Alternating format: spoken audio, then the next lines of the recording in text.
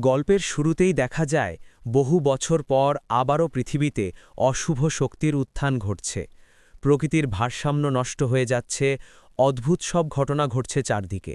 এই সংকটের সময় দেবী শক্তি আবারও একজন শ্রেষ্ঠ নাগিনকে পৃথিবীতে পাঠান, যার নাম আদ্রিকা।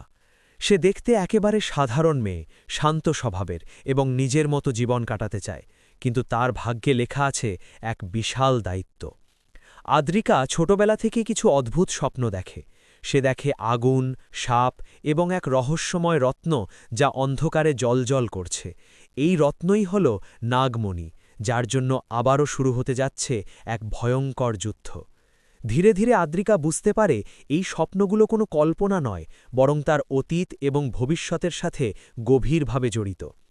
গল্পে প্রবেশ করে আরিয়ান, এক রহস্যময় যুবক, যার আচরণ প্রথমে বন্ধুত্বপূর্ণ হলেও তার ভেতরে লুকিয়ে রয়েছে এক অন্ধকার সত্য। আরিয়ান সবসময় আদ্রিকার আশেপাশে থাকে এবং তাকে সাহায্য করার চেষ্টা করে। তাদের মধ্যে ধীরে ধীরে একটি সুন্দর সম্পর্ক গড়ে ওঠে, যা পরে ভালোবাসায় রূপ নেয়। কিন্তু এই ভালোবাসার পেছনে লুকিয়ে আছে বড় এক রহস্য। একদিন আদ্রিকা জানতে পারে সে আসলে একজন আদি নাগিন, যার জন্ম হয়েছে নাগমণিকে রক্ষা করার জন্য। তার ভেতরে রয়েছে অসীম শক্তি, যা সে ধীরে ধীরে আবিষ্কার করতে শুরু করে। কিন্তু একই সময় প্রকাশ পায় আরিয়ানের আসল পরিচয়। সে একজন শক্তিশালী অগ্নিচিল, যার উদ্দেশ্য নাগমণি দখল করা।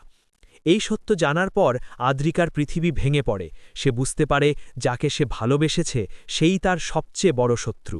অন্যদিকে আরিয়ানও দ্বিধায় পড়ে যায়, কারণ সে তার দায়িত্ব এবং ভালোবাসার মধ্যে আটকে পড়ে যায়। এই দ্বন্দ্ব তাদের সম্পর্ককে আরও জটিল করে তোলে। গল্পের মাঝামাঝি সময় দেখা যায় এক নতুন ভিলেনের আবির্ভাব, মহাশক্তিশালী তান্ত্রিক কালদেব, যে বহু বছর ধরে অমরত্বের সন্ধানে রয়েছে। তার লক্ষ্য নাগমণিকে ব্যবহার করে অসীম শক্তি অর্জন করা। কালদেব খুবই চতুর এবং নিষ্ঠুর, এবং সে আদ্রিকা ও আরিয়ানের দুর্বলতাকে কাজে লাগাতে চায়। এদিকে আদ্রিকা তার শক্তিকে নিয়ন্ত্রণ করতে শিখছে।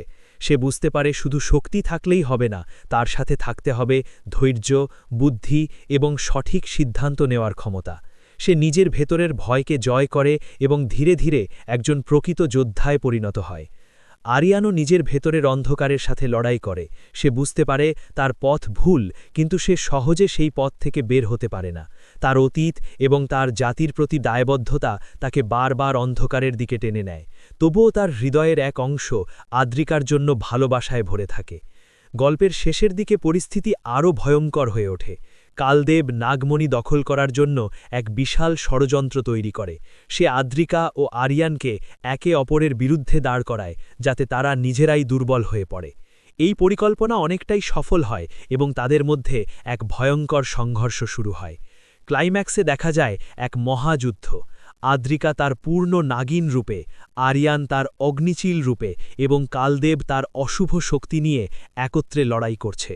এই যুদ্ধ শুধু শক্তির নয়, বরং ভালোবাসা, বিশ্বাস এবং দায়িত্বের এক কঠিন পরীক্ষা। শেষ মুহূর্তে আরিয়ান তার ভুল বুঝতে পারে এবং আদ্রিকার পাশে দাঁড়ায়। তারা একসাথে কালদেবের বিরুদ্ধে লড়াই করে এবং অবশেষে তাকে পরাজিত করতে সক্ষম হয়। তবে এই যুদ্ধে আরিয়ান মারাত্মকভাবে আহত হয় এবং তার জীবন সংকটে পড়ে যায়। গল্পের শেষ দৃশ্যে দেখা যায় আদ্রিকা নাগমণিকে রক্ষা করতে সক্ষম হয়েছে, কিন্তু তার ব্যক্তিগত জীবনে এক গভীর শূন্যতা তৈরি হয়েছে। আরিয়ান বেঁচে থাকবে কিনা তা অনিশ্চিত থেকে যায়, যা দর্শকদের মনে এক গভীর আবেগ তৈরি করে।